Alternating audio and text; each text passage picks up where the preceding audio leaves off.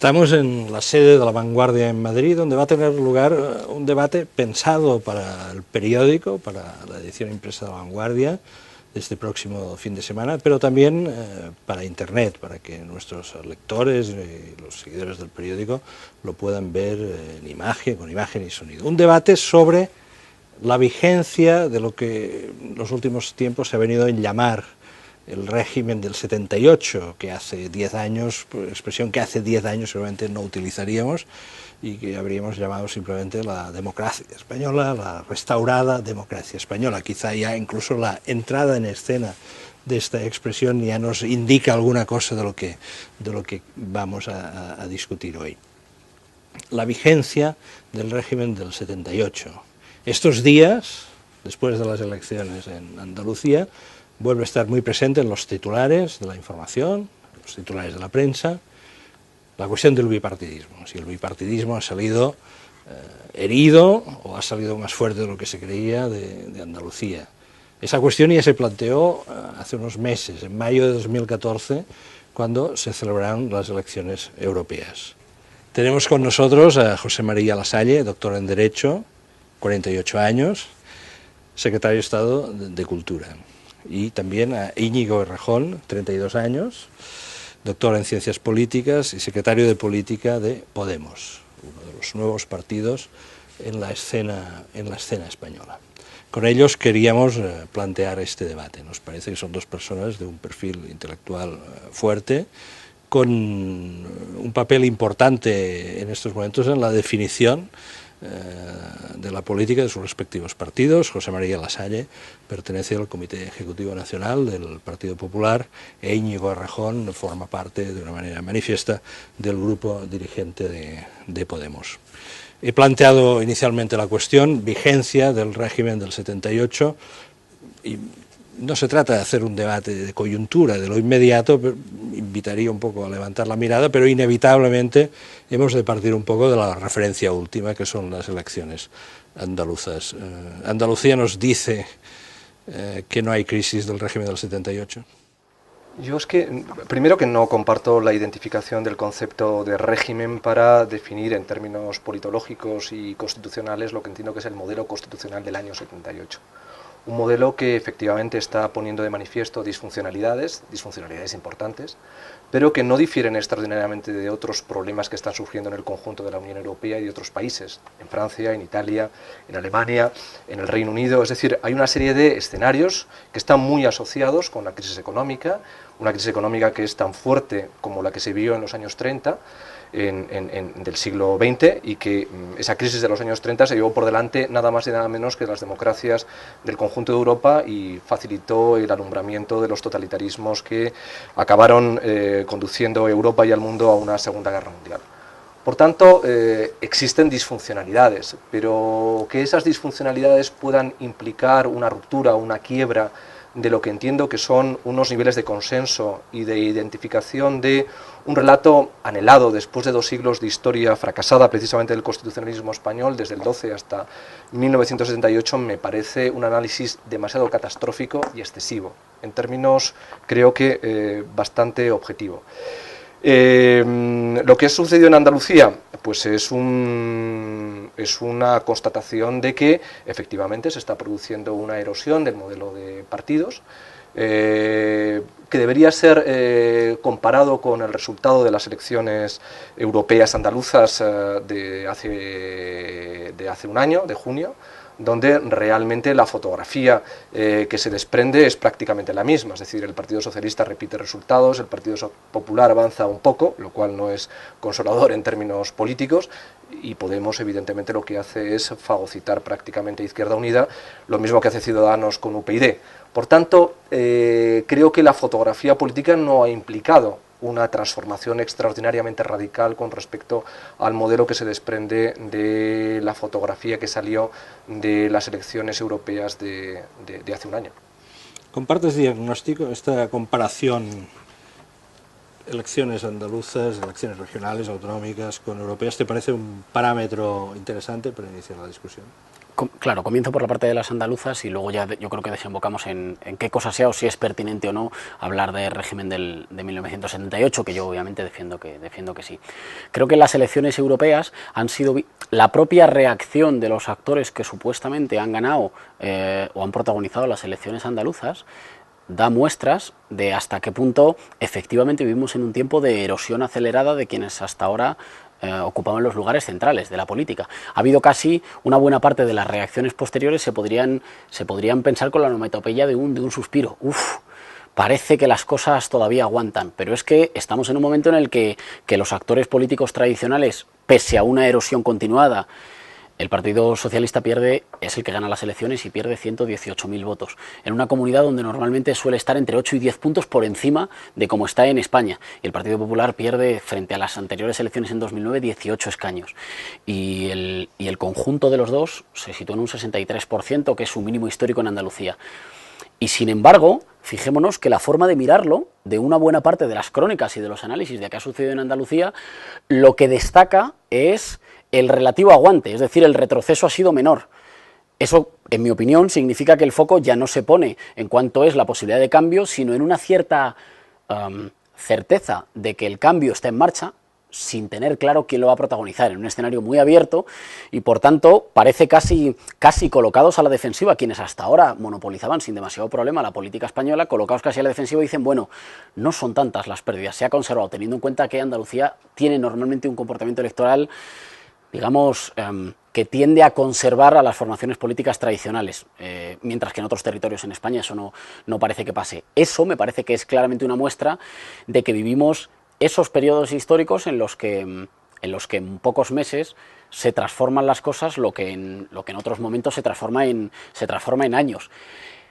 Ahora, esa transformación es tan rápida como la de las expectativas o como la de a veces la inflación retórica de que todo está cambiando. Bueno, sí, me parece que visto en perspectiva histórica sí, visto en el día a día, en la semana a semana, una vez que todos hemos aceptado que estamos en un tiempo acelerado, a veces cuando durante una semana o dos las cosas no se mueven mucho, decimos, bueno, pues parece ser que las cosas se conservan, pero me parece que eso habla más de la percepción generalizada de que estamos en un momento de transformación que de la conservación de lo existente. Uno puede quedarse con la fotografía o puede comparar, digamos, el recorrido general de la película, y me parece que el recorrido general de la película habla claramente de estar inmersos en un cambio de ciclo político en España, sin que, insisto, el destino final afortunadamente esté escrito. Hombre, yo creo que hay una cierta obsesión por intentar socavar en el análisis la vigencia o no del bipartidismo y sobre todo de establecer una serie de categorías morales en torno a la vigencia del bipartidismo. El bipartidismo ni es bueno ni es malo, es decir, es sencillamente un modelo de funcionamiento de partidos que es consecuencia, como diría Manning, del producto de la democracia de partidos que surge a partir de los años 30 en Europa y que se ha puesto en conexión con la democracia de las audiencias en los años 70 y 80 y que en estos momentos además tiene otras dimensiones más de imaginería virtual y de todo lo que representa evidentemente la transformación de los modelos de partidos, pero tampoco hay que obsesionarse con la idea de que el bipartidismo tiene que ser un modelo necesario de funcionamiento, es decir, las democracias van articulando a través de sus leyes electorales en mecanismos de representación y el modelo, tal y como está concebido de acuerdo con la ley Don en estos momentos, es un modelo que tiende evidentemente al bipartidismo y que respalda el bipartidismo. En Italia se produjo un colapso y una dislocación del modelo de partidos en los años 80 y sin embargo 20 años después se ha vuelto a reasumir todo el contexto de la política italiana y otra vez volvemos a encontrarnos dos grandes formaciones que actúan como polarizadores de la actividad política y lo que ha pasado en Italia ha pasado también en Francia, en la Cuarta República y en la Quinta República y ha pasado en Inglaterra hasta cierto punto en las últimas elecciones con la emergencia del Partido Liberal Demócrata. Por tanto, yo insisto, no creo que haya que estar estableciendo categorías morales y asociando precisamente la ruptura del bipartidismo o la erosión del bipartidismo, que tiene, en mi opinión, una razón de ser que está muy asociada a una dislocación moral de la propia sociedad española, del efecto que tiene la crisis sobre el conjunto de la ciudadanía, de la sensación de que hay una acumulación de frustraciones, de identitarios que se han visto de alguna manera frustrados, pues porque la crisis evidentemente ha hecho mella en la propia capacidad de ilusión y de esperanza que la gente necesita para identificar sus horizontes de vida cotidiana. Y en ese sentido, pues esa dislocación moral y esa sensación de frustración contribuye a canalizar, evidentemente, parte de esa frustración hacia la institucionalidad de los partidos, porque al fin y al cabo los partidos son los que tienen que asumir esa capacidad para canalizar las frustraciones sociales y los malestares. ¿Qué es lo que va a suceder de aquí a 5 años, 4 años?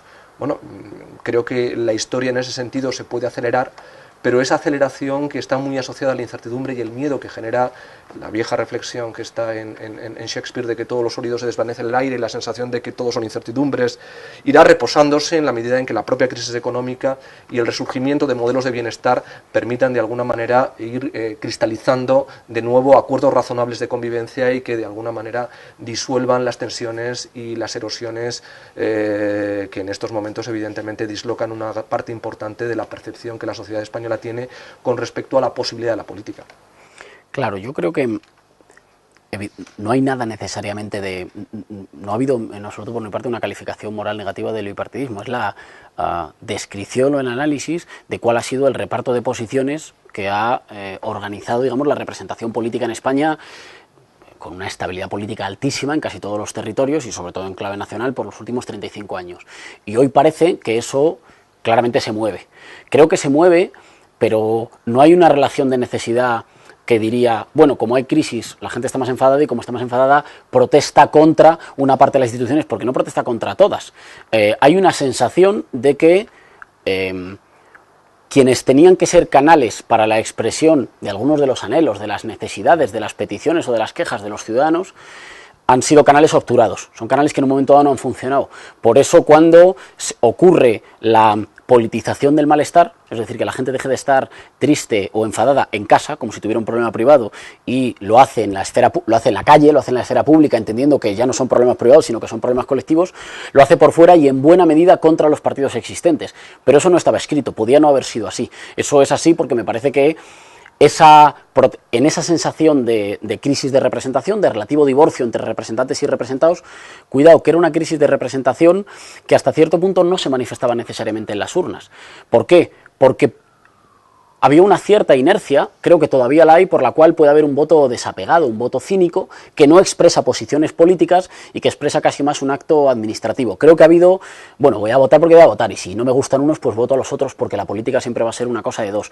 De tal manera que eso no ponía sobre la mesa incentivos para los partidos políticos tradicionales para emprender, digamos, reformas audaces hacia adentro y hacia afuera, entendido en el sistema político. Si no me van a penalizar en las urnas, no tengo nada por lo que hacerlo. Y no me van a penalizar en las urnas porque basta que la gente me deteste un poco menos que al partido gobernante, si quiero la alternancia, o que al partido opositor.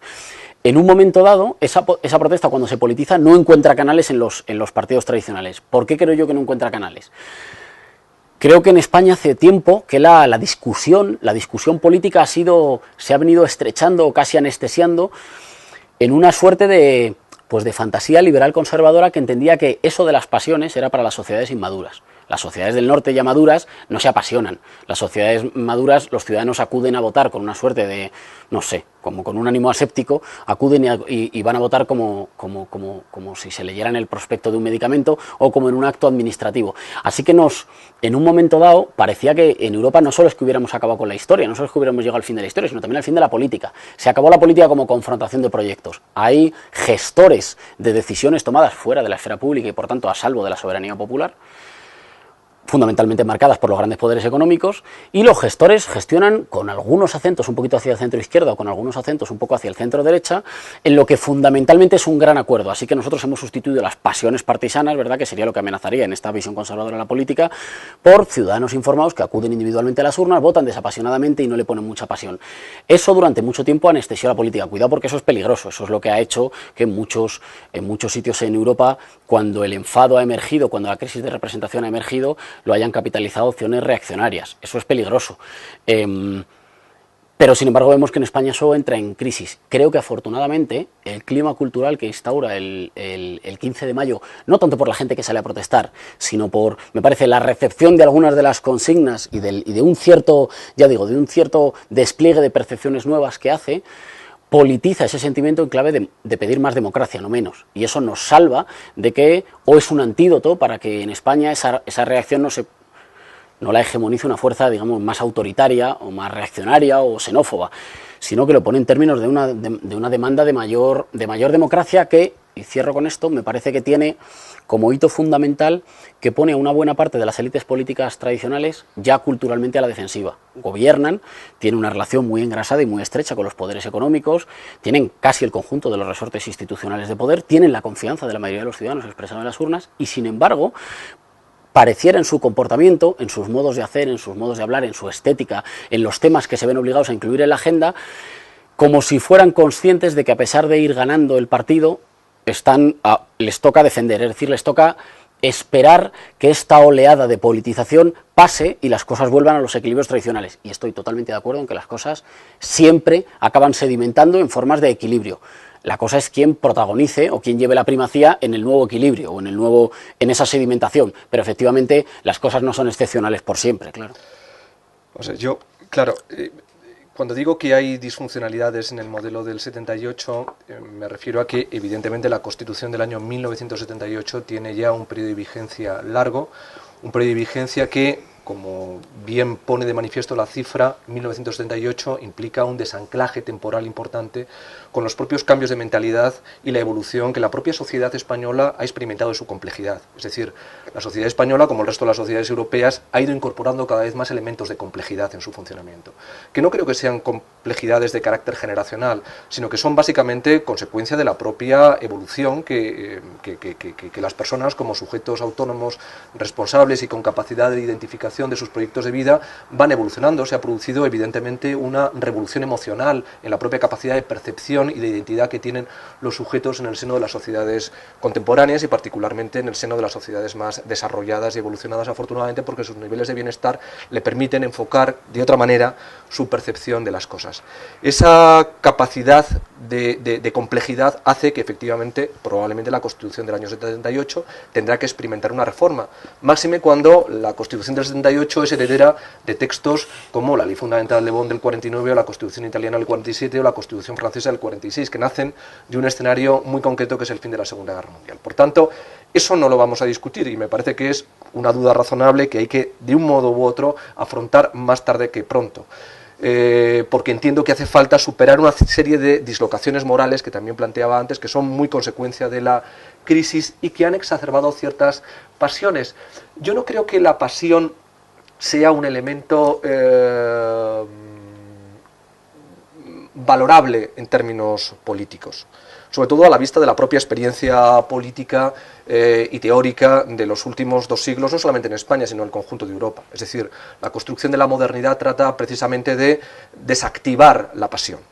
Es decir, lo que Shackle planteaba del liberalismo del miedo, es decir, la capacidad para, de alguna manera, controlar daños y evitar que las pasiones se conviertan en un elemento de identificación de lo político y, por tanto, de la violencia y de la lógica del amigo-enemigo en esa épica romántica schmittiana de que es necesario permanentemente apasionarse en la política para no entrar en una hiperformalidad que, al fin y al cabo, ablanda esa textura irracional que tiene que, de alguna manera, alimentar la forma de proyectar la vida que cada uno de nosotros debe tener en el contacto con nosotros, pues precisamente la construcción de la democracia liberal y de los mecanismos de desactivación de las pasiones han reconducido eso hacia escenarios de, insisto, por citar a Shackle en Liberalismo del miedo, de desactivación del miedo y de las pasiones. No se trata de anestesiar, sino de civilizar. Yo no comparto esa visión de que eso esté anestesiando. A mí no me gusta identificar la política en una lógica de amigo-enemigo. No me gusta porque no comparto esa visión. Yo soy un racionalista crítico, soy un relativista y entiendo que, pues a lo mejor por mis lecturas de Kelsen o por mis lecturas de Popper o por mis lecturas de Berlin, entiendo que es que el conflicto y el conflicto moral y la confrontación de valores es lo que identifica una democracia y que por tanto hace falta estar permanentemente articulando acuerdos sobre la base no de las pasiones, sino precisamente, como decía Rawls, a renunciar a mi verdad, para convivir con la verdad de mis conciudadanos. Si no hago eso, entonces estoy convirtiendo la vida política en absolutos trascendentes. Y esa absolutización trascendente de alcanzar una completitud colectiva alrededor de una pasión que salvaguarde la vivencia comunitaria, pues a mí personalmente me inquieta, no la comparto. Creo que es una forma de regresión a escenarios preilustrados y que condicionan abiertamente la capacidad de objetivación que entiendo que debe tener la política.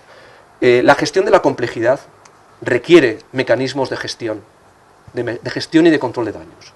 Es decir, Luhmann, cuando insiste en que las sociedades evolucionadas son sociedades en las que la técnica tiene que estar de alguna manera alimentando a través del gobierno de las leyes la capacidad de desactivación de las pasiones, está acertando, porque las pasiones conducen evidentemente a escenarios de confrontación, de irritación, de búsqueda de enemigos, que me parece inquietante y que la historia europea nos ha, espero, prevenido frente a ello. Pero me parece que José María Lasalle acaba de señalar de que la opción política que tú representas, Íñigo Errejón, viene a ser Schmitt de izquierdas. Si se entiende por... tanto como eso. No sé si... Hombre, no es un lector de Schmitt como es un lector de Gramsci. Es obvio, claro. Aquí hablaría yo exclusivamente a título individual, pero me parece interesante rescatar la cuestión de las pasiones en política. Hablamos a título individual. Claro. Estamos aquí en un debate. A título individual, claramente me parece que hay una aportación en Schmitt que es muy valiosa siempre que se haga un ejercicio intelectual que lo haga compatible con el pluralismo. ¿Qué se necesita para hacer? Y eso creo que la mejor traductora es Chantal Mouffe. ¿Quién lo traduce o lo hace compatible con el pluralismo? Quien sustituye, me parece, la lógica amigo-enemigo por una lógica adversarial. Yo tengo un adversario del que me diferencian cosas muy potentes y con las que quiero chocar, pero hay una diferencia entre adversario y enemigo. Al adversario le reconozco la legitimidad de su existencia y reconozco que tenemos que acordar procedimientos para que los dos podamos seguir existiendo. Ahora, es necesario que exista esa diferencia, esa confrontación de ideas para que... Diría para dos cosas. Diría, en primer lugar, porque la democracia necesita de la confrontación de ideas que sean sustancialmente diferentes. Hemos vivido un proceso, me parece, de asfixia de la diferencia política en Europa, que ha hecho precisamente, ha intentado, me parece que es como si uno tapase el agujero de la olla express, que ha entendido que podían eliminarse esas pasiones de la identificación colectiva. Y como ha creído que las eliminaba por ahí, le han reaparecido. Le han reaparecido en los fundamentalismos étnicos o religiosos, le han reaparecido en el fútbol, le han reaparecido en formas, digamos, autodestructivas de ocio, le han reaparecido en formas de política que cuestionan el conjunto del sistema democrático. Es decir, en el fondo, creyéndonos que se podía erradicar, lo que hemos renunciado es a ofrecer canales, procedimientos institucionales para que la pasión no comprometa la reproducción social, para que la pasión pueda confrontar ideas, la gente se puede identificar con cosas. Claro, ¿por qué la gente, yo siempre hago la misma reflexión medio broma, ¿por qué la gente se apasiona con el fútbol y no se apasiona, o se apasiona más con el fútbol que con la política en tiempos, digamos, de normalidad? Porque en el fútbol los dos equipos quieren ganarse, no hacen un pacto de Estado al final. Y si hacen un pacto de Estado será el resultado de que al final llegan a un compromiso, pero tienen la clara voluntad de ganarse, no de ganarse para eliminar al adversario, de eliminarse porque creen que su proyecto de sociedad es un proyecto que puede reunir una voluntad colectiva más beneficiosa para el interés del conjunto de su comunidad, sabiendo que eso nunca se cierra del todo, afortunadamente, esa es garantía de libertad, que nunca esté cerrado. En segundo lugar, creo que claro, aquí hay un problema y lo relaciono con por qué empezamos a hablar, que me parece que en la introducción había una cosa muy valiosa. ¿Por qué empezamos a hablar ahora de régimen? Eso seguramente es la mejor expresión de una cierta crisis de hegemonía. ¿Por qué? Porque todo régimen, todo orden tiene siempre que, y ahí yo creo que Rancière lo expresa muy bien, tiene siempre que borrar sus propias fronteras. No vivimos en un contexto que sea el resultado de decisiones concretas que podían haber elegido entre una cosa y otra y optan. Y al optar siempre excluyen algo. No, vivimos en un orden natural y ahistórico. Todo régimen tiene que borrar incluso su propio nombre, de tal manera que, eso, decía Enrique, vivimos en la democracia española, como si esta fuera la única forma de democracia posible para siempre, y como si no fuera el resultado de actores concretos que en un momento pactan y acuerdan en un equilibrio de poderes concreto, que viene del régimen anterior y que está marcado por determinados poderes de tutela, por determinados poderes de presión o de impugnación. El hecho de que se empiece a hablar de régimen tiene que ver también con empezar a ponerle contornos, empezar a ubicar qué trazas tiene, qué decisiones se tomaron en un sentido que podrían haber sido en otro, o a lo mejor no, qué actores han influido en determinada forma. Cuando hablamos de las instituciones, qué correlación de fuerzas es la que hoy vemos congelada en instituciones, es decir, que empecemos a poder reconstruir el mapa. Cuando no se podía reconstruir el mapa es porque el poder constituido tenía tal fuerza en el campo, digamos, de lo discursivo, del relato, que podía borrarse, es decir, podía negar que fuera un constructo político entre otros, y podía presentarse como una especie de universal absoluto, que estaba vigente, iba a estar vigente siempre, y que escapaba casi a la decisión de los actores concretos. Ponerle contorno tiene que ver con... Claro, le ves el contorno precisamente cuando se abren grietas, cuando hay cosas que no funcionan, pero quiero ser muy cuidadoso en esto. Creo que la crisis del régimen del 78, que en mi opinión es manifiesta, y que no solo tiene que ver con el bipartidismo, que tiene que ver con una parte del engrase de los poderes económicos y de los poderes políticos, que tiene que ver con una cierta lealtad corporativa de las élites que la corrupción tiende a disolver o a corroer, que tiene que ver con un modelo de desarrollo y con unas expectativas de la clase media, por las cuales los sectores oligárquicos eran capaces de construir en torno a sí un bloque más amplio, que le daba lealtad a las clases medias y que le daba certidumbre, esperanza de lo que iban a conseguir si cumplían con todos los, digamos, con todos los hitos del pacto social no escrito, pero implícito. Creo que la crisis del régimen del 78 no es en modo alguno la impugnación de estos 30 años. Muchas veces cuando quienes defendemos que existe una crisis que puede ser superada en clave de más democracia y de más derechos sociales y no de menos, y en clave, por tanto, más democrática y no más oligárquica, como creo que es el avance actual, cuando defendemos eso muchas veces parece como si fuera una enmienda a la totalidad. Queréis revisar 35 años de historia y tirar abajo el conjunto de lo construido. En modo alguno.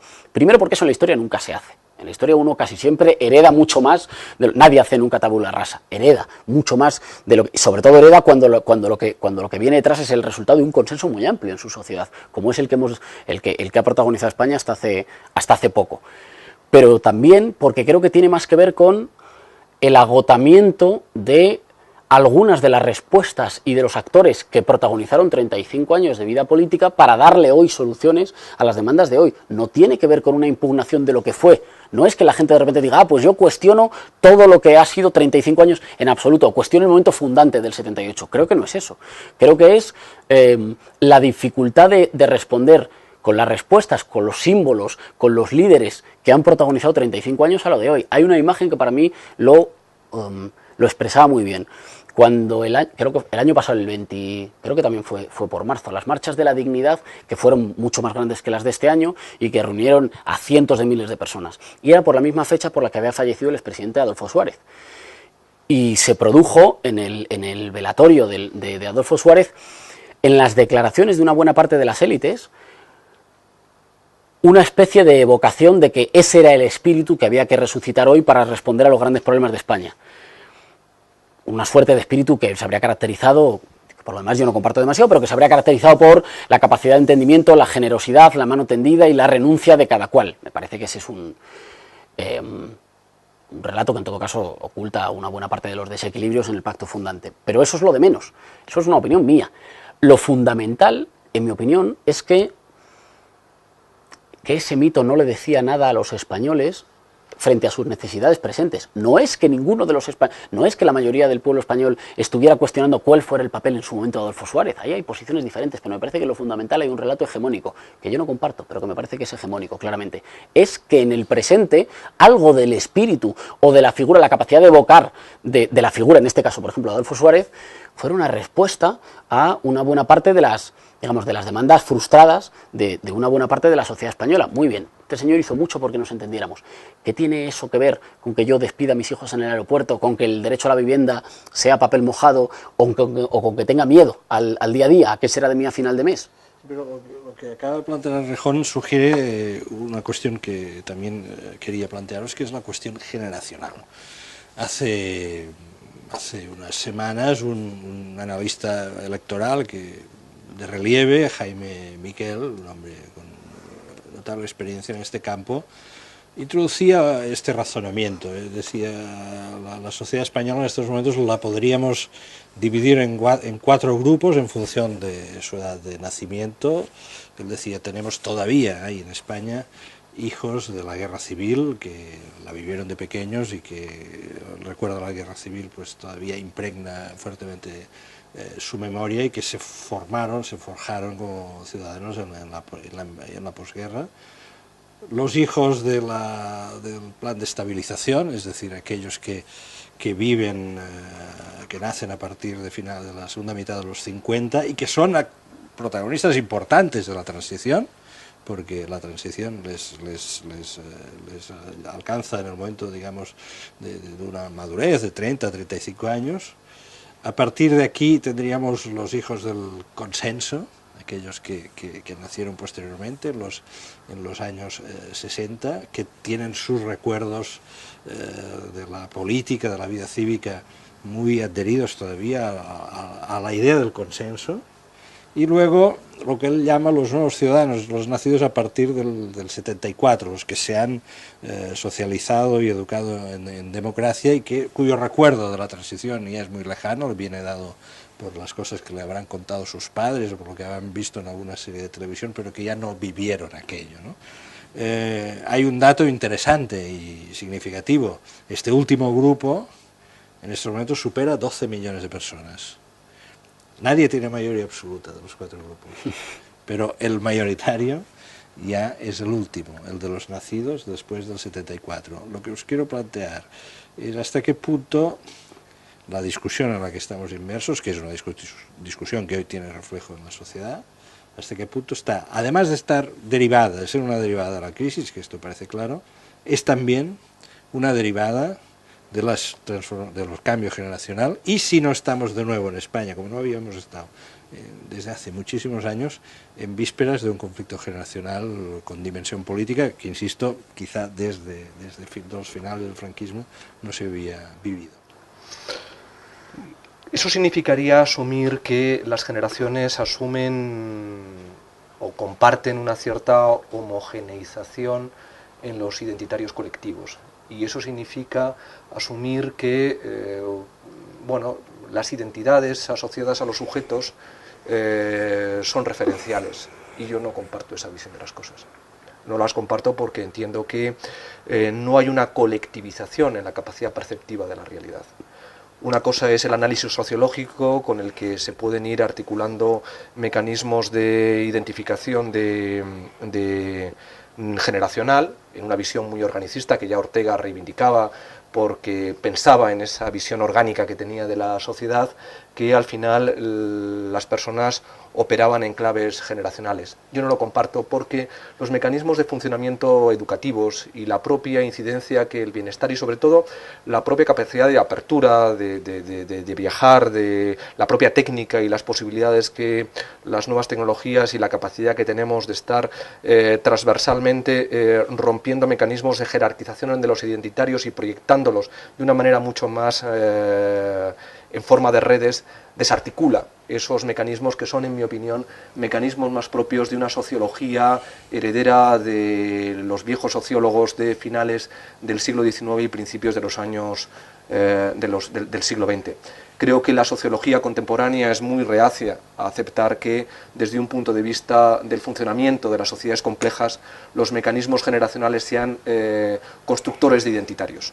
No lo creo. Es decir, las sociedades más evolucionadas desde un punto de vista de su complejidad, como es, por ejemplo, la sociedad norteamericana, se ubican más por ámbitos geográficos o por ámbitos de niveles de renta o de formación, de educación, que por elementos puramente generacionales. Creo que precisamente en el ámbito de la generación que tú estás planteando hay elementos disruptivos mucho más fuertes entre los que están formados universitariamente y los que no lo están, o entre los que han tenido capacidad para viajar y han tenido de alguna manera la oportunidad de, disponiendo de un escenario de una familia de clases medias decantadas, le han ofrecido posibilidades de transformación de su mentalidad y de su capacidad de análisis.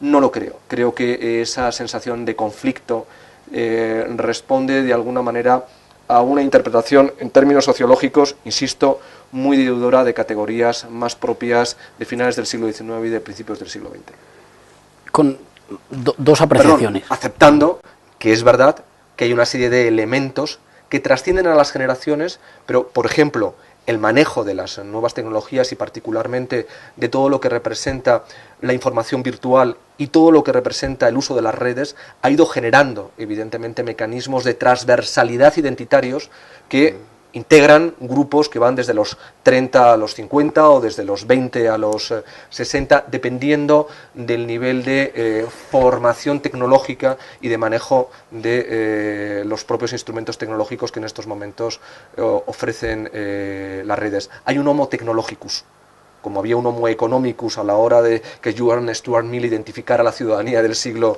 XIX. Hay un elemento tecnológico cada vez más importante a la hora de identificar identitarios y relatos que no son generacionales, sino que tienen un elemento de vertebración del relato que trasciende a lo propiamente generacional. Dos consideraciones al hilo de esta reflexión que hacías, ¿no? de la cuestión generacional. Empiezo por en qué medida eso pueda traducirse políticamente, y luego voy con la parte de análisis. En qué medida puede traducirse políticamente me parece que hay que cruzarlo en la medida en que en España hay crisis de régimen, pero no crisis de Estado, no crisis de las instituciones, del monopolio de la violencia, de la gestión del territorio, de la prestación de servicios, y que por tanto cuando hablamos de cambio político, hablamos de cambio político electoral. Hay que medir en qué medida esa diferencia generacional inequívoca, si uno por ejemplo coge los datos del CIS y cruza intención de voto con edad.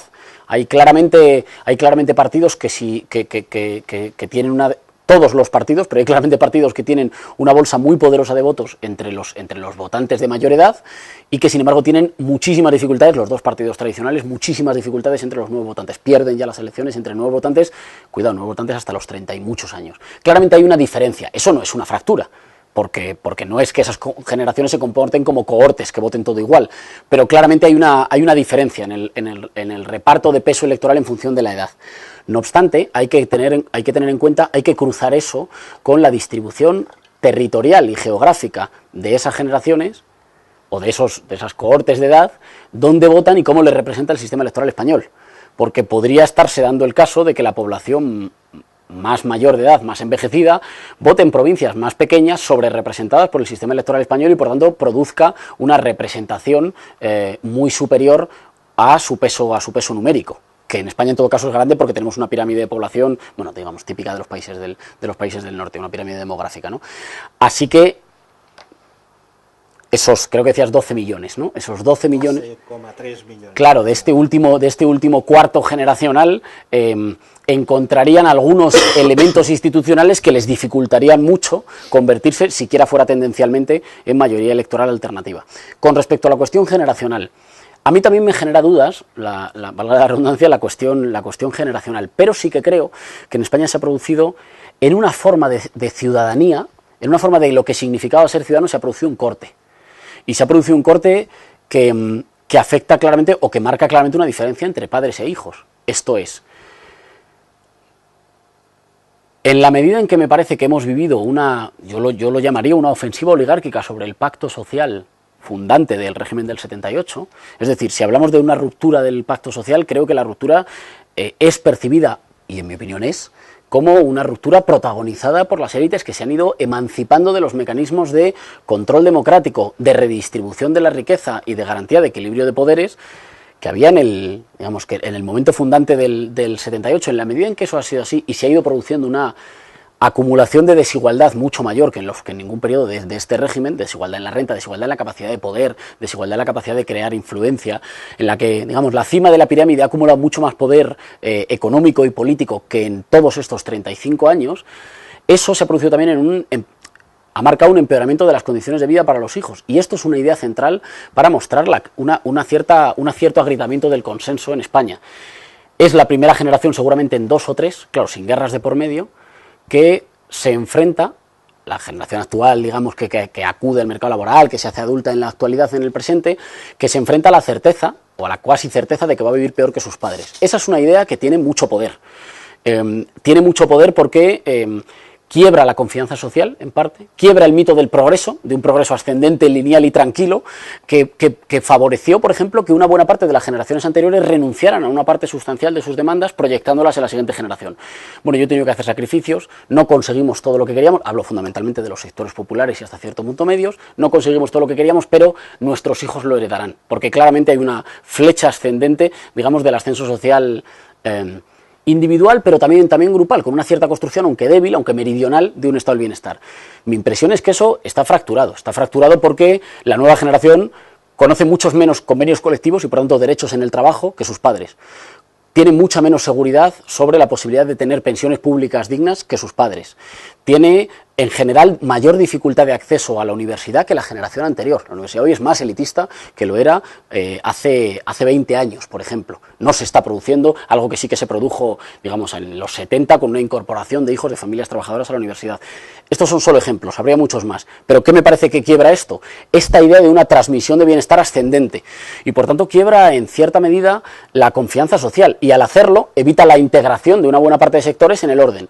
¿Cuáles serían las razones por las que yo tengo que confiar en los que siguen dirigiendo mi país si yo veo en muchas condiciones que me va a costar conseguir condiciones de vida, de trabajo, de expectativas similares a las que tuvieron mis padres? Eso quiebra una parte de la confianza entre representantes y representados y abre una brecha susceptible de ser politizada de muchas formas. Una de ellas, una forma, digamos, de ser politizada en términos progresistas, en términos, cuidado, progresistas diría en lo político, pero si queréis en lo vivencial, conservadores. Me parece que una buena parte, y eso no sé si se entendió muy bien, una buena parte del ciclo de protesta del 15M no era un ciclo que impugnara el pacto social vigente, era, creo, más bien en términos vivencialmente conservadores, que reclamaba algunas de las garantías y de los derechos que ya se vivían como sentido común, se vivían como legítimos porque los había legado la generación anterior y se decía, oiga, con esto que se supone que estaba en el pacto social, esto ya no sigue vigente o sigue vigente solo para algunos me parece que esa es una parte de la reacción que caracteriza el tiempo que caracteriza nuestro tiempo, y ahí sí que hay un cierto clivaje generacional, no tanto porque las generaciones, que coincido contigo, se comporten en forma homogénea, sino porque sí que experimentan una fractura en el tiempo o una diferencia de las expectativas de vida que en los últimos años ha sido muy abrupta, particularmente en los sectores medios, que suelen ser el sector, digamos, que garantiza más estabilidad por lo menos en nuestro caso, a lo que ha venido siendo un bloque histórico muy robusto durante los últimos años. Quería plantear al hilo de todas estas cuestiones una variable, la cuestión territorial, no para hacer una ya seguramente muy explotada discusión sobre la cuestión de Cataluña. Acabamos de asistir a las elecciones en Andalucía, las hemos seguido con interés. A mí me ha venido a la memoria que el título de una novela de Juan Benet, Volverás a región. Es decir, la regionalización de la vida política española es una realidad incontestable. Las elecciones andaluzas han tenido un fuerte sabor regional, pero con una característica, que es un sabor regional, en el sentido de decir, el marco es este, pero no es un marco que entra en conflicto con el orden constitucional, y además los actores que intervienen son actores de orden general. Es decir, en estos momentos las elecciones andaluzas, cuando tengamos elecciones dentro de 2 meses, lo volveremos a ver, hay 4 actores, 2 antiguos, 2 nuevos, PP, PSOE, Podemos y Ciudadanos. Por lo tanto, es como si estuviésemos ante una cierta mutación, es decir, los partidos tradicionales de orden nacionalista parecen en este registro pasar a segundo plano. La cuestión es cómo se van a combinar las fuerzas entre PSOE, PP, Podemos y Ciudadanos, y el conflicto territorial entonces queda circunscrito en estos momentos de una forma mayúscula, a mi modo de ver, en Cataluña. Es decir, que España es como si España estuviese reorganizando su sistema de partidos y debe resolver otra cuestión que viene resuelta, que es la cuestión de Cataluña. Este sería para mí un dibujo posible después del 22 de marzo. Bien, antes yo quisiera sencillamente, no voy a eludir la pregunta que me estás planteando, vamos a ver, yo del análisis que ha planteado Íñigo difiero en buena parte de la demarcación conceptual sobre la que ha querido de alguna manera trasladar la sensación de que ha habido una élite que ha secuestrado los elementos que han fundado el pacto del que nació la democracia del año 1978 y que han conducido a una una situación en la que las estructuras de equidad sobre las que se sustenta el estado del bienestar y que de alguna manera identifican la paz social y las garantías de estabilidad y de atención de las demandas que la sociedad plantea evidentemente a su entorno institucional ha sido de alguna manera erosionada y negada. Yo, comprendiendo que la crisis económica ha hecho daño evidentemente en parte de esas estructuras de equidad, la paz social no se ha quebrado. Creo que España sigue manteniendo niveles de redistribución de renta razonables en términos europeos. De hecho, los niveles de exclusión y de pobreza en los que se encuentra nuestro país pues nos ubican dentro de lo que son los segmentos medios de pobreza y de marginación. Estamos en un 28% cuando la media europea está en el 24%, somos el país número 11. Evidentemente que se ha producido un daño en el ámbito de la universidad, pero no resta, y lo digo desde mi experiencia de profesor universitario, no resta evidentemente accesibilidad a las clases medias y a las clases trabajadoras la posibilidad de enviar a sus hijos a la universidad, si lo comparamos con los estándares de otros países europeos, si lo comparamos con Inglaterra, con Francia, con Italia, en países en los que el acceso a la universidad está mucho más restringido y tiene mecanismos de exclusión mayores de los que pueda haber en España. Es verdad, insisto, que la institucionalidad de las claves de la equidad que han identificado a España como un estado del bienestar se han resentido, pero como ha sucedido al conjunto de los países europeos. Pero a diferencia de lo que ha pasado en otros países europeos, aquí creo que los reaseguros sociales han salvaguardado que la paz social no se rompiera. Insisto que me parece que es un dato importante, lo cual no significa aceptar que esos factores estén ahí, lo cual no significa efectivamente que tenemos un entorno de jóvenes bien cualificados profesionalmente y que en estos momentos tienen que estar manteniendo unos escenarios de retribución muy por debajo de lo que su propia formación les corresponde, cosa que sucede también en otros países europeos, por desgracia, y que tiene más que ver con los procesos de integración económica propios de la globalización y que afectan evidentemente también a las dinámicas económicas y de construcción de distribución profesional y salarial que existen en las economías desarrolladas. Estoy de acuerdo, pero un matiz, pareciera que fue un fenómeno exento de política. Esto le ha pasado a las sociedades.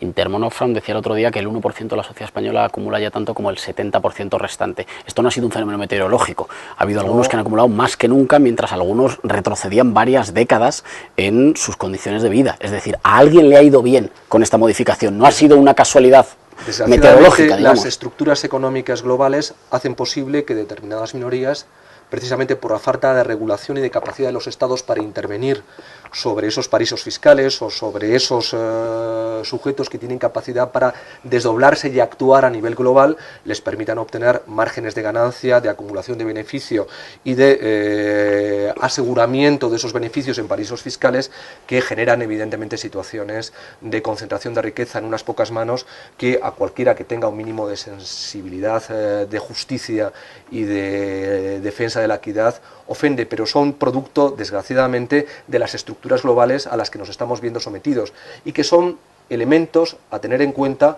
a la hora de interpretar lo que pasa en Europa y lo que pasa en España, que estamos de alguna manera experimentando que economías como las que han sido tradicionales en nuestros países europeos ahora mismo estén también en cuestión porque hacen falta reajustarse las propias estructuras globales a nivel mundial. Dicho eso, creo que es evidente que una de las disfuncionalidades probablemente que se desprende del modelo del año 78 es la distribución territorial y particularmente la lógica de competencias que desde un punto de vista político se definió en la Constitución del año 78. Es decir, el modelo competencial, que era un modelo federal, sin embargo, ha ido evidenciando una serie de disfuncionalidades al tratar de nivelar y probablemente negar mecanismos de diferenciación que tenían raigambres históricas, culturales, lingüísticas, que han dificultado evidentemente la capacidad de determinados territorios a la hora de poder evolucionar en su propia identidad de una manera cómoda dentro del conjunto del país. Y ese, de alguna manera, es un escenario que más tarde o más temprano porque yo creo que hay además ciertos consensos ya sociales al respecto, tendrá que ser revisitado, y esa es una de las disfuncionalidades que debe estar presente, como probablemente también la teoría de la representación y la capacidad evidentemente de articular mecanismos de control sobre la representación mucho mayores, como tendrá que introducirse mecanismos de transparencia mucho más fuertes en el funcionamiento de la administración y de lo que son, por supuesto, los partidos políticos, pero también las universidades, todos los entornos institucionales, es decir, los modelos de sociedad abierta van exigiendo también que la complejidad, ojo, el exceso de datos también plantea problemas, que los datos sean fiables. Pero bueno, en fin. Planteo también la cuestión, porque has citado el 15 de mayo, el 15M, y me acuerdo que en las primeras asambleas del 15M uno de los puntos que emergió, circunscripción única. Decían algunos, de circunscripción única, que decir, borremos diferencias territoriales. Es decir, se perfila un escenario, insisto, en el que partidos viejos, partidos nuevos, parece que quieran trascender la vieja cuestión territorial, casi como plantearse como actores casi postnacionales, sobre todo los partidos nuevos, mientras a su vez la cuestión nacional, y concretamente la cuestión nacional catalana, cloc, cloc, llama a la puerta. Yo creo que la cuestión nacional además se ha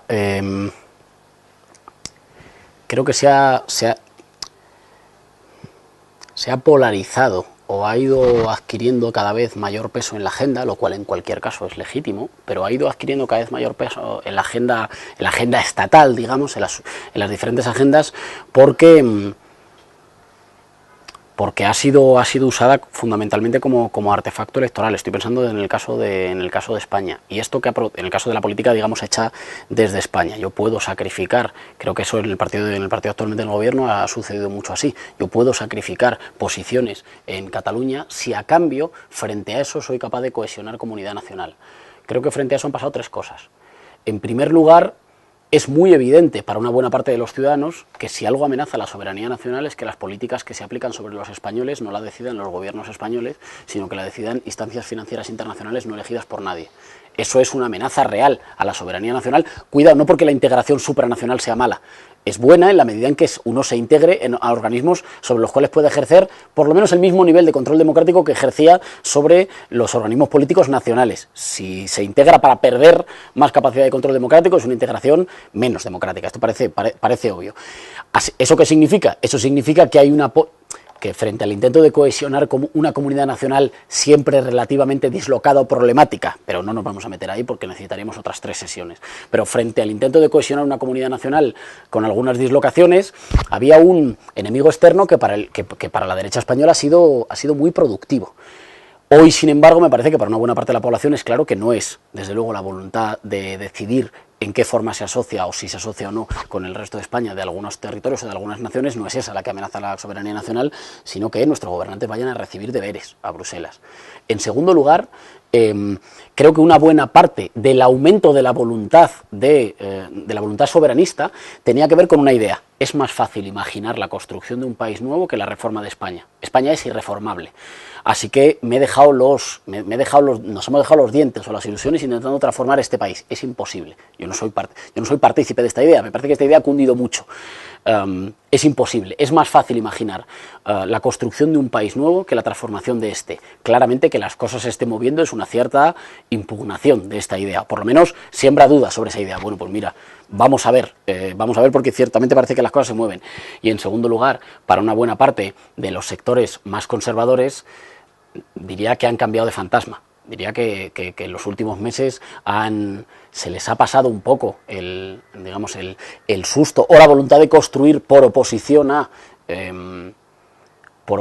la voluntad soberanista en determinados territorios, y tienen un fantasma que entienden que cohesiona, que mantiene más prietas las filas o que legítimamente les genera más inquietud. Yo ahí no me meto porque son interpretaciones, digamos, más subjetivistas, y eso significa que la cuestión del anclaje plurinacional en España o de la construcción de un Estado que permita una cierta armonización, bueno, pues con diferentes grados de enlace entre los territorios, ha pasado, parece, a un segundo plano en la agenda. No sé si tanto en Cataluña, pero desde luego la cuestión catalana en España sí ha sucedido. No sé, digo, me faltan elementos para valorar si esto es tan así para la vida política, para la agenda política catalana, que podría ser, o que podría ser al menos, que se esté entrecruzando con otras líneas de fractura, y que el intento de construir toda la política catalana en torno a una sola frontera, una sola línea de fractura, hoy tenga mayores dificultades ciertamente que hace un año. Yo creo que la situación en Cataluña ahora mismo está atrapada por la propia complejidad de las dinámicas que han sido desatadas alrededor del proceso soberanista y los propios conflictos internos que el proceso de soberanismo ha generado a la hora de tratar de articular una dinámica a favor de la independencia. Y eso ha ido frustrando expectativas, generando evidentemente desencuentros y provocando un malestar colectivo creciente respecto de aquellos que invocaron un imaginario y un horizonte ilusionante alrededor de una posibilidad que, tal y como estaba planteada, de confrontación con la legalidad y con, de alguna manera, los marcos que nos hemos dado a nosotros mismos de funcionamiento. Insisto, más que un gobierno de los hombres, la democracia es un gobierno de las leyes. Y eso, de alguna manera, ha debilitado profundamente la cohesión que en un determinado momento planteó el proceso de soberanismo dentro de Cataluña en los últimos años.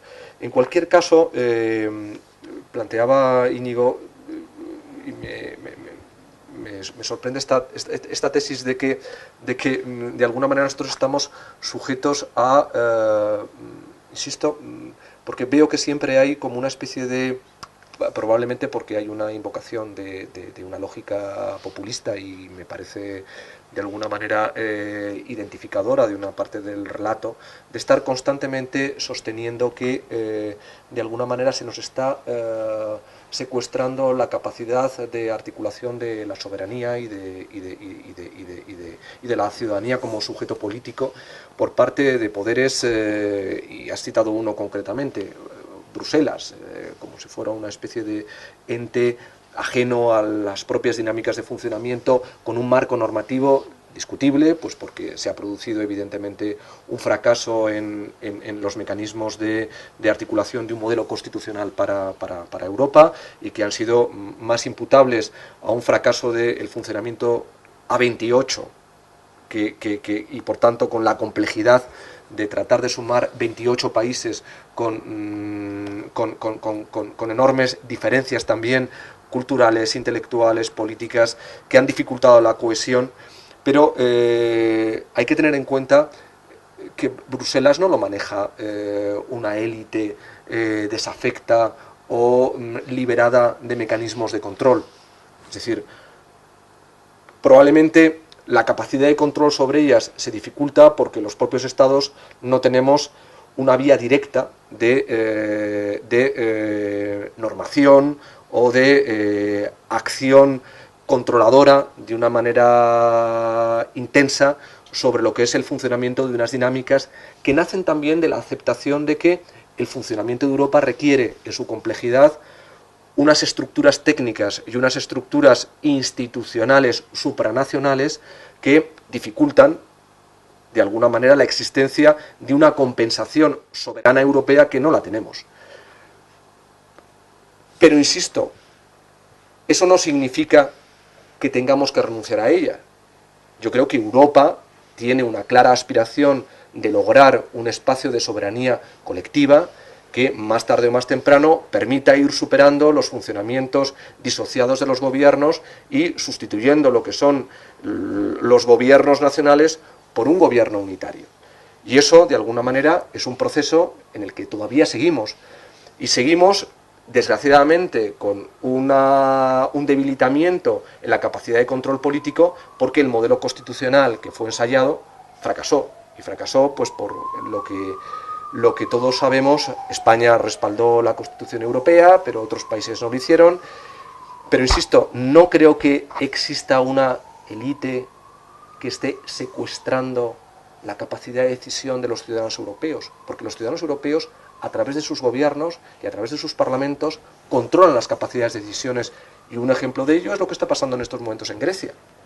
Es decir, Grecia está planteando, evidentemente, escenarios de tensión en el funcionamiento de la Unión sobre la base de una legitimidad soberana que está planteando el nuevo gobierno griego, y es una capacidad de tensión que está permitiendo, de alguna manera, a la propia Unión ir desarrollando mecanismos de consenso que están facilitando, en mi opinión, soluciones a una posición inicialmente conflictiva que planteaba el gobierno griego.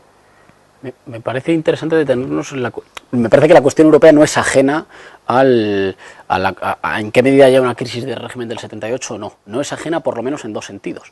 No es ajena porque ha habido un cierto pesimismo histórico que durante mucho tiempo defendió, bueno, España es el problema, Europa es la solución. Digamos, la modernidad que nos falta nos la provee Europa. Si mencionabas la aprobación, digamos, del proyecto de Constitución Europea, que estuvo marcadamente ausente de ningún elemento sobre en qué medida ese texto era más útil o más beneficioso para los ciudadanos. Básicamente la narrativa se reducía a es europea. Y todo el mundo sabe que en el último medio siglo de la historia de este país, europeo significa mayor modernidad y mayor progreso. Y esa idea hoy, no digo que esté quebrada, pero digamos que tiene mayores dificultades. Eso por una parte. Y por otra parte, en la medida en que cualquier proyecto de reconstrucción, yo sí que defiendo esa tesis, de una soberanía popular que está reducida o parcialmente estrechada o incluso secuestrada por poderes no siempre elegidos, o en todo caso por una red en la que se entremezclan poderes elegidos, poderes derivados y poderes no elegidos por nadie, el Fondo Monetario Internacional, el escasísimo control democrático del Banco Central Europeo, que son poderes, hombre, que toman decisiones que marcan la vida de la gente, la escasa capacidad del Parlamento Europeo con respecto a otros órganos ejecutivos, digamos, de derivación más secundaria, que tiene mucho que ver con qué horizonte de reconstrucción de soberanía popular. Yo ahí creo que todo horizonte pasa necesariamente por Europa, pero también creo que este modelo de integración europea entra en una situación de semicallejón sin salida, y eso tiene que ver también con haber diseñado una unión monetaria desprovista de mecanismos de unión fiscal o de mecanismos de integración política. Pero insisto que yo quizás sea menos benevolente en el juicio, pero en eso no solo veo un error de concepto de planificación, veo también un tipo de decisión concreta. Veo también sectores concretos socialmente minoritarios, pero muy privilegiados por qué tipo de modalidad de construcción europea hemos hecho, porque la han presidido y la han hecho a su medida, eso sí, llevando ahora a una situación de relativo callejón sin salida de un proyecto de integración europea que en todo caso me parece en el medio largo plazo, no tal como está, pero en el medio largo plazo el horizonte. Es decir, no hay, en un mundo como el de hoy no hay soberanía popular, sino es federada en un cierto horizonte europeo, que me parece que hoy en todo caso está bloqueado o está en dificultades, y que precisamente la posibilidad que abre el gobierno griego es una posibilidad de rediscutir Europa, de que la política vuelva a Europa, de que los automatismos, digamos, técnicos y financieros no imposibiliten, bueno, que al final la decisión permanezca en manos de los ciudadanos. Para concluir, os pediría una respuesta rápida. Hemos repasado muchos aspectos, desde la cuestión inicial, que era la cuestión de la crisis del sistema político del 78, del régimen del 78. La palabra, el concepto aquí, la expresión tiene su importancia, como hemos visto. Y lo que os quería plantear, si creéis, desde posiciones divergentes que han sido manifiestamente planteadas, que un punto de síntesis, un punto de convergencia en los próximos años entre las distintas posiciones en escena pasa por la reforma de la Constitución. Yo creo que la reforma de la Constitución forma parte de la propia dinámica de un modelo constitucional. Es decir, las constituciones nacen para asumir en su seno la posibilidad de ser reformadas. De hecho, tienen mecanismos habilitantes para precisamente hacer eso.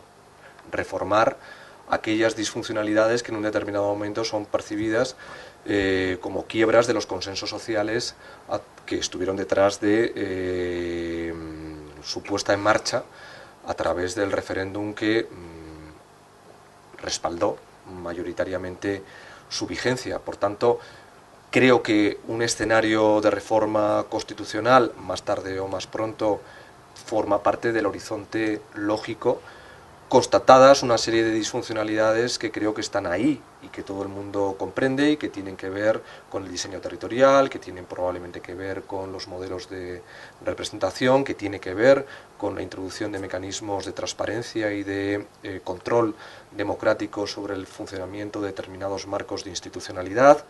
Creo que es imprescindible que haya una reforma del modelo de justicia, porque uno de los problemas que tenemos a la hora precisamente de proyectar una imagen pública sobre la corrupción es que corrupción existe en todo modelo político, corrupción la hay en todos los ámbitos de la institucionalidad, pues porque desgraciadamente los hombres no somos ángeles y la invocación de los poderes morales tan solo pueden hacerlo los ángeles, y por tanto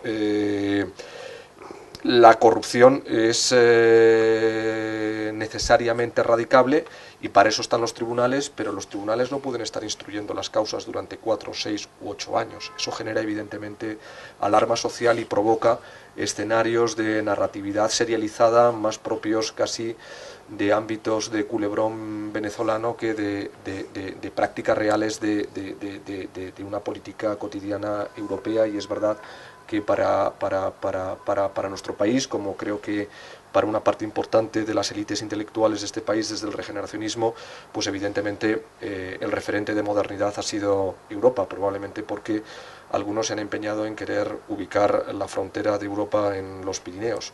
Entonces, precisamente, creo que la reforma es un elemento imprescindible, es un elemento que está ahí.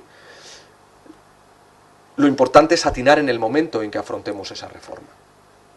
Creo que los ciudadanos, si afrontan un escenario de reforma constitucional, tienen que ser conscientes de que el voto que se les pide es precisamente para eso, para afrontar una reforma constitucional. ¿Cuál es el nivel de profundidad de esa reforma? Pues depende de lo que los consensos sociales planteen, pero no hay que rasgarse las vestiduras ante la hipótesis de una reforma constitucional. Una ingeniería gradual política implica que la institucionalidad tiene que estar permanentemente evolucionando y corrigiendo aquellos aspectos que denotan disfuncionalidades. Lo otro es la ruptura, y los modelos de ruptura pues probablemente apasionan y tienen elementos evidentemente de aceleración de la historia y que generan un cierto romanticismo político, por volver a utilizar una palabra o una expresión muy del gusto de Carl Schmitt, pero que yo creo que son modelos que requieren evidentemente ser puestos entre paréntesis y muy vinculados a momentos históricos que no son los que, a pesar de la crisis económica y de la crisis social que hayamos podido vivir, justificadores de la realidad cotidiana que vive la sociedad española y probablemente el conjunto de las sociedades europeas. Creo que es obvio, y es obvio decirlo y lo compartimos, que toda constitución es un instrumento, pero es también un pacto congelado en un momento dado en el tiempo. Y es necesario que esté congelado para que no todo esté en discusión permanentemente. Ninguna sociedad puede vivir siempre así. Así que congela determinadas cosas. Y congela determinado reparto de poderes, institucionalidad, un marco legislativo. Es normal. Es normal que las sociedades vivan así y que en un momento dado el poder constituyente precipite en un poder constituido que relativamente cierre una parte de la discusión. Lo que pasa es que lo cierra mientras eso responde a las ansias, las voluntades y las necesidades de un pueblo en un momento determinado. Mi impresión es que en la Constitución actual se ha producido, sobre la Constitución actual se ha producido un cierto movimiento, hay algunos teóricos que hablan de movimiento deconstituyente, es decir, de un movimiento que ha ido vaciando una parte de lo que era el espíritu de la Constitución del 78, y eso lo ha puesto en grave crisis. Ahí la corrupción no es un tema, no es un asunto menor, es un mecanismo de gobierno que ha engrasado un tipo de modelo económico particular, especulativo, de la construcción de un tipo de modelo económico con un tipo de sistema de partidos, de tal manera que ha operado por encima de la representación a través de las urnas, ha operado un reparto de poderes que no estaba escrito en ningún lugar. Esa operación me parece que ha erosionado en parte la legitimidad del marco constitucional, más además la manifiesta incapacidad de responder a algunas de las tensiones actuales. Se ha hablado de la cuestión territorial, que es evidente, se ha hablado de la cuestión del funcionamiento interno de los partidos y de la representación. Creo que aquí nos olvidamos de una buena parte de los sufrimientos de nuestra sociedad si no hablamos de la necesidad de incluir los derechos sociales en los capítulos que están protegidos, igual que el constituyente quiso proteger derechos civiles y derechos políticos, el derecho al agua, el derecho a la vivienda, el derecho al trabajo, como derechos protegidos al menos al mismo nivel que el constituyente quiso proteger derechos de otra índole, como los, digamos, de disfrute individual o derechos civiles o políticos, y creo que aquí efectivamente hay que verlo sin demasiado, digamos, efectivamente sí, comparto la apreciación, sin rasgarse las vestiduras. No obstante, es decir, en la medida en que las sociedades cambian, cambia la expresión de los equilibrios y deben dotarse, es normal que se doten de marcos nuevos. Cuánto de nuevos sean y cuánto de heredados sean, eso tiene que ver con un equilibrio de fuerzas, entre los acuerdos en una sociedad, los acuerdos y los disensos. Pero sí que notaría una cosa: nuestra Constitución, hay otras constituciones que se han hecho más con una mentalidad de transición, nuestra Constitución fue hecha para ser muy difícilmente reformada. Una buena parte de la dificultad que experimentamos hoy en el sistema político tiene que ver con que el constituyente en el 78 parecía con más voluntad de cerrar que de abrir, es decir, hay otros modelos constitucionales que facilitan mecanismos de reforma constitucional o de participación de la ciudadanía en la transformación de la Constitución. El constituyente le otorga fundamentalmente a los mismos poderes beneficiados por el status quo actual el poder para abrir la Constitución, y ahí nos encontramos con una contradicción, por otra parte, no dramática, que es la contradicción entre una voluntad constituyente, hoy no mayoritaria, y una voluntad de conservar el poder constituido. Y como siempre, ¿cuál será el resultado? Me parece que esos son dos tipos ideales. ¿Cuál será el resultado? Pues el resultado será un término medio entre la capacidad de los que hoy mandan para restaurar el orden existente, incorporando una parte de las reivindicaciones nuevas, y la capacidad de los que hoy no mandan o se sienten no representados para transformar el orden existente, asumiendo muchos elementos del que existe, incorporando nuevos elementos en una forma que tendrá más de modificación parcial o más de reforma estructural en función de un equilibrio de fuerzas que determinarán los ciudadanos, sus consensos, sus disensos y su movilización. Bien, hemos agotado más de una hora de debate. Pienso que ha sido una discusión intensa y sobre todo muy interesante. José María Lasalle, Íñigo Errejón, muchas gracias. A vosotros por organizarlo. A vosotros también. Gracias. Íñigo, encantado. Igual, un gusto.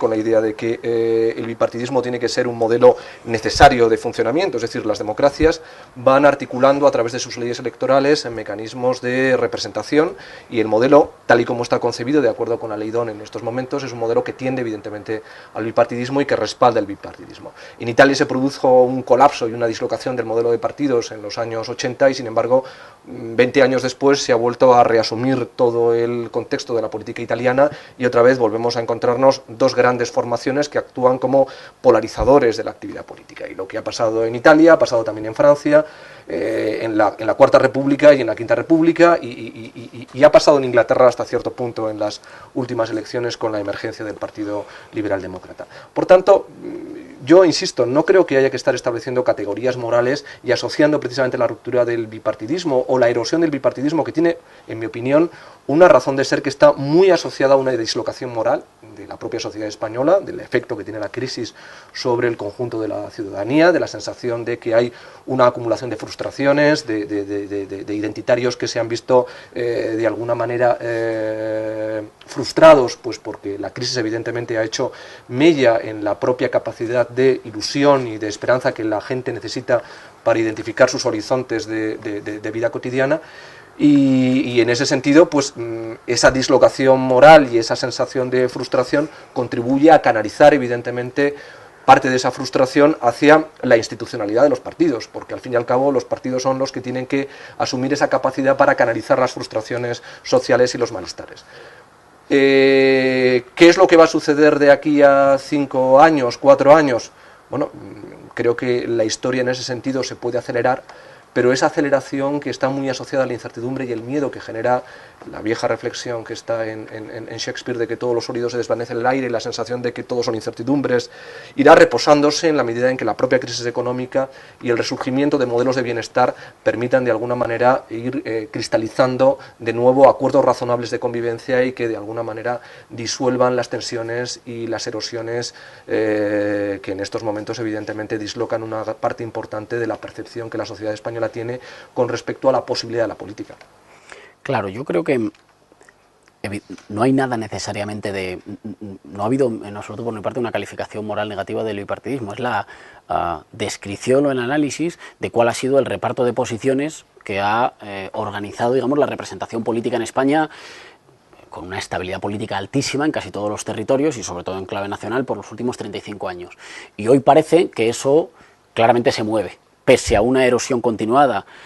El Partido Socialista es el que gana las elecciones y pierde 118.000 votos, en una comunidad donde normalmente suele estar entre 8 y 10 puntos por encima de cómo está en España. Y el Partido Popular pierde, frente a las anteriores elecciones en 2009, 18 escaños.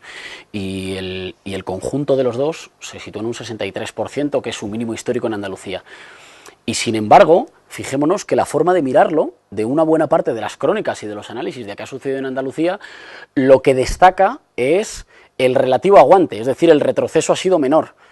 Eso, en mi opinión, significa que el foco ya no se pone en cuanto es la posibilidad de cambio, sino en una cierta certeza de que el cambio está en marcha, sin tener claro quién lo va a protagonizar, en un escenario muy abierto y, por tanto, parece casi colocados a la defensiva. Quienes hasta ahora monopolizaban sin demasiado problema la política española, colocados casi a la defensiva, dicen, bueno, no son tantas las pérdidas, se ha conservado, teniendo en cuenta que Andalucía tiene normalmente un comportamiento electoral, digamos, que tiende a conservar a las formaciones políticas tradicionales, mientras que en otros territorios en España eso no parece que pase. Eso me parece que es claramente una muestra de que vivimos esos periodos históricos en los que en pocos meses se transforman las cosas, lo que en otros momentos se transforma en años.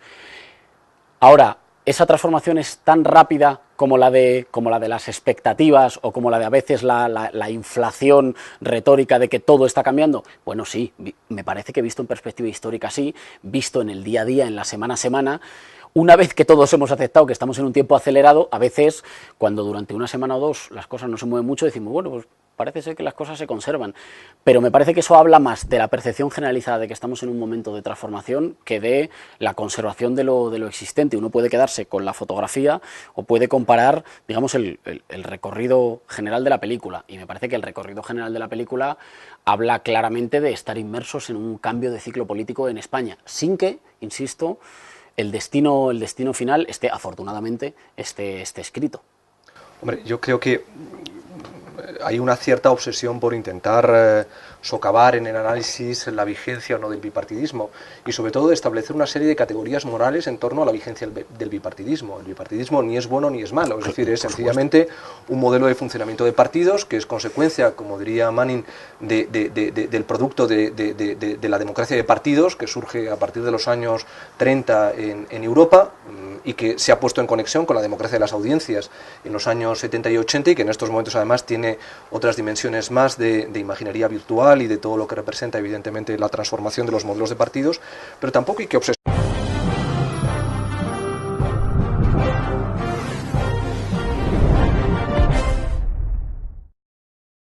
Estamos en la sede de La Vanguardia en Madrid, donde va a tener lugar un debate pensado para el periódico, para la edición impresa de La Vanguardia, de este próximo fin de semana, pero también para Internet, para que nuestros lectores y los seguidores del periódico lo puedan ver con imagen y sonido. Un debate sobre la vigencia de lo que en los últimos tiempos se ha venido a llamar el régimen del 78, que hace 10 años, expresión que hace 10 años seguramente no utilizaríamos y que habríamos llamado simplemente la democracia española, la restaurada democracia española. Quizá ya incluso la entrada en escena de esta expresión ya nos indica alguna cosa de lo que vamos a discutir hoy.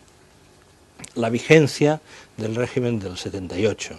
Estos días, después de las elecciones en Andalucía, vuelve a estar muy presente en los titulares de la información, los titulares de la prensa, la cuestión del bipartidismo. Si el bipartidismo ha salido herido o ha salido más fuerte de lo que se creía de Andalucía. Esa cuestión ya se planteó hace unos meses, en mayo de 2014, cuando se celebraron las elecciones europeas. Tenemos con nosotros a José María Lasalle, doctor en Derecho, 48 años, secretario de Estado de Cultura. Y también a Íñigo Errejón, 32 años, doctor en Ciencias Políticas y secretario de Política de Podemos, uno de los nuevos partidos en la escena española. Con ellos queríamos plantear este debate. Nos parece que son dos personas de un perfil intelectual fuerte, con un papel importante en estos momentos en la definición de la política de sus respectivos partidos. José María Lasalle pertenece al Comité Ejecutivo Nacional del Partido Popular e Íñigo Errejón forma parte de una manera manifiesta del grupo dirigente de Podemos.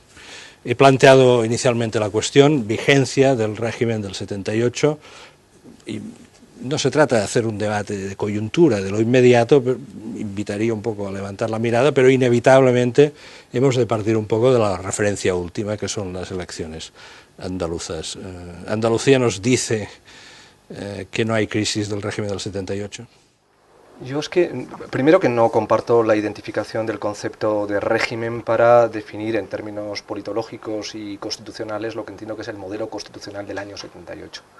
Un modelo que efectivamente está poniendo de manifiesto disfuncionalidades. Creo que se mueve, pero no hay una relación de necesidad que diría, bueno, como hay crisis, la gente está más enfadada y como está más enfadada, protesta contra una parte de las instituciones, porque no protesta contra todas. Hay una sensación de que quienes tenían que ser canales para la expresión de algunos de los anhelos, de las necesidades, de las peticiones o de las quejas de los ciudadanos, han sido canales obturados, son canales que en un momento dado no han funcionado.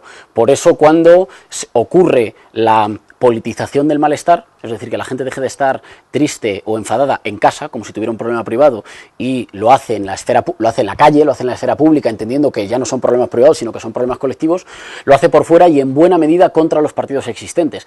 Pero eso no estaba escrito, podía no haber sido así. Eso es así porque me parece que en esa sensación de crisis de representación, de relativo divorcio entre representantes y representados, cuidado, que era una crisis de representación que hasta cierto punto no se manifestaba necesariamente en las urnas. ¿Por qué? Porque había una cierta inercia, creo que todavía la hay, por la cual puede haber un voto desapegado, un voto cínico, que no expresa posiciones políticas y que expresa casi más un acto administrativo. Creo que ha habido, bueno, voy a votar porque voy a votar, y si no me gustan unos, pues voto a los otros, porque la política siempre va a ser una cosa de dos. De tal manera que eso no ponía sobre la mesa incentivos para los partidos políticos tradicionales para emprender, digamos, reformas audaces hacia adentro y hacia afuera, entendido en el sistema político. Si no me van a penalizar en las urnas, no tengo nada por lo que hacerlo. Y no me van a penalizar en las urnas porque basta que la gente me deteste un poco menos que al partido gobernante, si quiero la alternancia, o que al partido opositor. En un momento dado, esa protesta, cuando se politiza, no encuentra canales en los partidos tradicionales. ¿Por qué creo yo que no encuentra canales?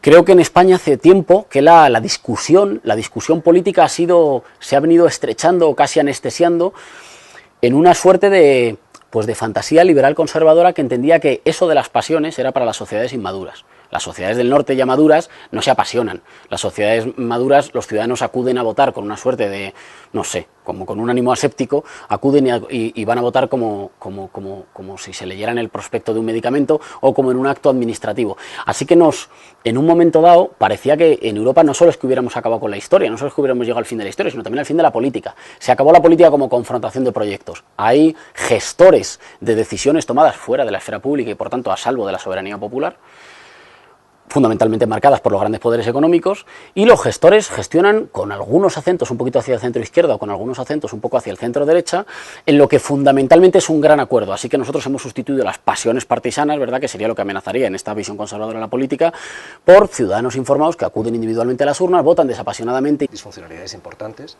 pero que no difieren extraordinariamente de otros problemas que están surgiendo en el conjunto de la Unión Europea y de otros países, en Francia, en Italia, en Alemania, en el Reino Unido. Es decir, hay una serie de escenarios que están muy asociados con la crisis económica, una crisis económica que es tan fuerte como la que se vio en los años 30, del siglo XX, y que esa crisis de los años 30 se llevó por delante nada más y nada menos que las democracias del conjunto de Europa y facilitó el alumbramiento de los totalitarismos que acabaron conduciendo a Europa y al mundo a una Segunda Guerra Mundial. Por tanto, existen disfuncionalidades, pero que esas disfuncionalidades puedan implicar una ruptura, una quiebra de lo que entiendo que son unos niveles de consenso y de identificación de un relato anhelado después de 2 siglos de historia fracasada precisamente del constitucionalismo español, desde el 12 hasta 1978, me parece un análisis demasiado catastrófico y excesivo, en términos creo que bastante objetivo. Lo que ha sucedido en Andalucía, pues es una constatación de que efectivamente se está produciendo una erosión del modelo de partidos, que debería ser comparado con el resultado de las elecciones europeas andaluzas de hace un año, de junio, donde realmente la fotografía que se desprende es prácticamente la misma, es decir, el Partido Socialista repite resultados, el Partido Popular avanza un poco, lo cual no es consolador en términos políticos, y Podemos evidentemente lo que hace es fagocitar prácticamente a Izquierda Unida, lo mismo que hace Ciudadanos con UPyD.